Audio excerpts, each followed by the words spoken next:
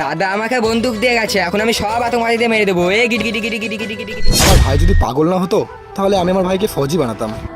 ভাই দাদা তুমি চলে এসেছো, আমি তোমার বন্দুক দিয়ে আতঙ্কবাদীদের মারছিলাম। হ্যাঁ ঠিক আছে, সব আতঙ্কবাদী মরে গেছে। আমি তোকে কতবার বারণ করেছি না এরকম পাগলের মতো হয়ে থাকবি না। দাদা আমার বন্ধু জয় আর বিজয়রা এসে এইভাবে হিরো সাজিয়ে দিয়ে চলে যায়। ওদের তো আমি পরে দেখে নেবো। ভাই তুই একটু সাবধানে থাকিস আর নিজের খেয়াল রাখিস। এরপর আমি লম্বা ছুটি নেবো আর তোর সাথে সময় কাটাবো। ঠিক আছে ভাই, তাহলে এখন আমি আসি। ঠিক আছে দাদা। ছুটিটা নেওয়ার পরে সবার প্রথমে আমি আমার ভাইয়ের চিকিৎসা করাবো। আরে ওরা এরকম দৌড়াদৌড়ি কেন করছে? জওয়ান, বর্ডারে এরকম সবাই দৌড়াদৌড়ি কেন করছে? স্যার আপনি জানেন না বর্ডারে যুদ্ধ লেগে গেছে, আমি গেলাম, আপনি আসুন।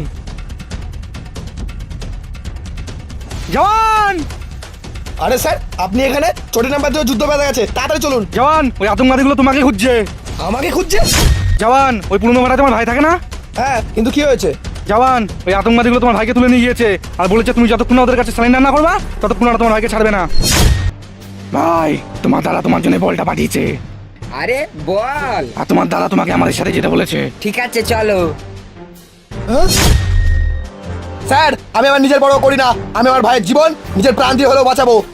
জওয়ান তোমরা দুজন খুব পচা, আমাকে দাদার কাছে নিয়ে যাওয়ার নাম করে এখানে বন্দি বানিয়ে রেখে দিয়েছো। একদম চুপ, যতক্ষণ না তোর দাদা এখানে না আসবে ততক্ষণ তুই এখানে ভাবেই পড়ে থাকবি। এই! শয়তান, আরে দাদা তুমি চলে এসেছো।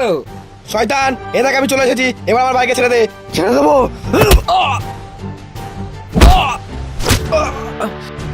ওস্তাদ ওকে এত মারছো, ও তো কিছুই হচ্ছে না। এবার হবে।